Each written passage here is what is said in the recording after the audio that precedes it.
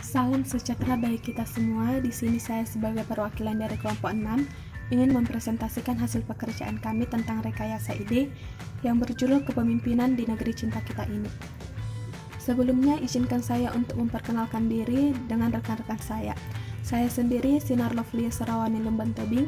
Rekan saya yang pertama Agung Khairul Tachri. Rekan saya yang kedua Farhan Abdullah. Rekan saya yang ketiga Reza Ananda Sufi. Dan rekan saya yang keempat Ayu Dewi Anissa. Perumusan masalah. Yang pertama, apa arti kepemimpinan efektif? Yang kedua, apa saja kriteria kepemimpinan? Yang ketiga, bagaimana kepemimpinan itu? Yang keempat, bagaimana cara mengambil keputusan seorang pemimpin? Identifikasi permasalahan kepemimpinan. Yang pertama, permasalahan umum kepemimpinan. Ketika perusahaan terlalu fokus pada bagaimana ia bersaing dengan perusahaan lain, kondisi dalam organisasi diperlakukan dengan cara yang tidak efektif. Manajemen lebih tertarik pada penampilan yang baik daripada melakukan apa yang diperlukan. Hasilnya yaitu kemunduran besar bagi ekonomi dan pendidikan dunia. Salah satu alasan mengapa begitu sulit adalah karena memotivasi bisa sangat pribadi.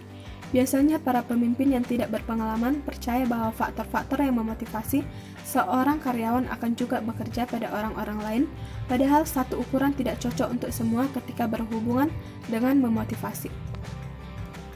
Yang kedua, identifikasi sesuai dengan tema yang dibahas. Dibagi atas beberapa bagian. Yang pertama, penyebab kepercayaan masyarakat terhadap pemimpin negeri mulai menurun. Pemimpin kita sekarang juga sangat jarang melakukan kegiatan pengabdian kepada masyarakat. Kebanyakan mereka sibuk mengurus pekerjaan yang menunjukkan sifat egois, seperti wisata dan liburan ke luar negeri, bahkan menuntut kenaikan gaji. Dengan melihat kenyataan yang sedemikian rupa tentang para pemimpin kita, peristiwa krisis kepercayaan masyarakat terhadap para pemimpin pada zaman sekarang ini nampaknya menjadi suatu hal yang wajar dan tidak perlu disalahkan, karena penyebabnya adalah pemimpin itu sendiri. Bagian kedua, hal-hal yang akan terjadi ketika masyarakat tidak percaya lagi kepada pemimpin sendiri. Yang pertama, masyarakat merasa tak memiliki pemimpin sesuai harapan.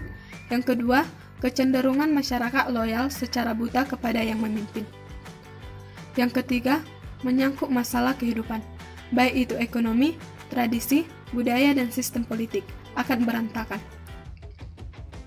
Yang keempat, maraknya praktek korupsi, kolusi, dan nepotisme. Solusi dan pembahasan.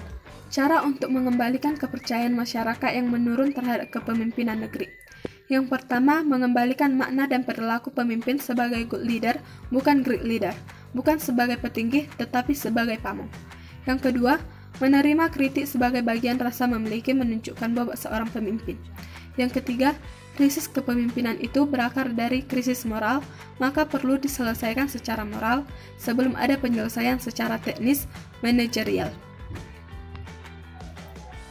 Sikap seorang pemimpin yang seharusnya diterapkan. Sikap seorang pemimpin yang seharusnya diterapkan adalah dengan menanamkan konsep kepemimpinan Astabrata dan Catur Kota Maning Neperti.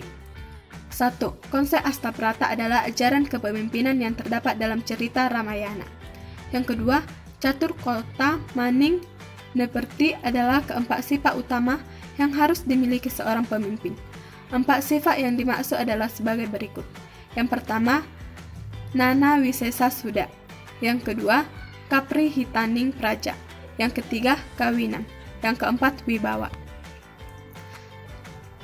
Kesimpulan dari penjelasan yang saya jelaskan pada awal tersebut adalah dengan demikian diharapkan para pemimpin untuk bisa bertindak lebih bijak dan tepat serta lebih memikirkan kepentingan masyarakat daripada negara.